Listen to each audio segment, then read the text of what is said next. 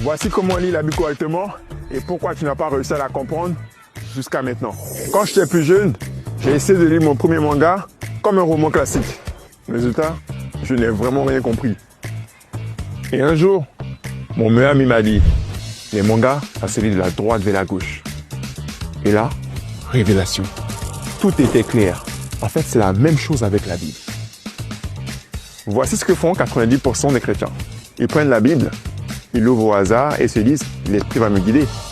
Ah, même mieux. Ils se disent, cette année, je vais lire la Bible. Ça commence par Genèse et ça se termine par Genèse. Moi aussi, je pensais que toutes ces méthodes et tous ces plans de lecture que tu vois sur Internet allaient m'aider à comprendre la Bible.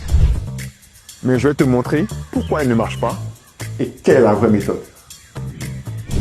En effet, la Bible n'est pas un livre comme tous les autres. C'est le livre de Dieu. Et Dieu a utilisé une structure spéciale et un langage spécial. Il a caché le tout en parabole. Et elle contient 4 types de contenus dont personne ne t'a jamais parlé.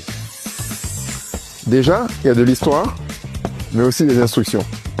Et en plus de ces 2 contenus, on a les prophéties et l'accomplissement de ces prophéties. Alors, c'est plus clair maintenant? Ou est-ce qu'on prend un exemple? Allez, on va prendre un exemple. Très bien, on va prendre par exemple le psaume 22. Quand on regarde les versets 17 à 19, qu'est-ce que ça dit?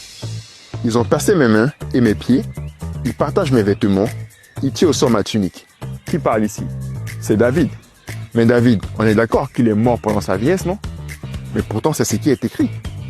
Tu vois, beaucoup de personnes prennent les psaumes comme des chansons ou des poèmes, mais là, en fait, c'est une prophétie. De qui on parle ici? Je pense que tu as deviné.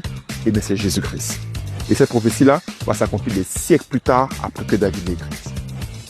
Toute notre vie, on nous a dit que les psaumes, c'était des prières, des poèmes, des chansons de David. Mais on vient de voir, elles sont remplies de prophéties. Donc, imagine tous ces contenus que tu as lus dans la Bible, dont tu n'as pas compris le sens. Alors, tu as bien aimé cette vidéo? Si tu veux comprendre le vrai sens de la Bible, clique sur le lien en dessous, repartage la vidéo à quelqu'un que ça peut édifier autour de toi. Et moi, je te retrouve dans un autre épisode de la Bible en 120 secondes. Ciao!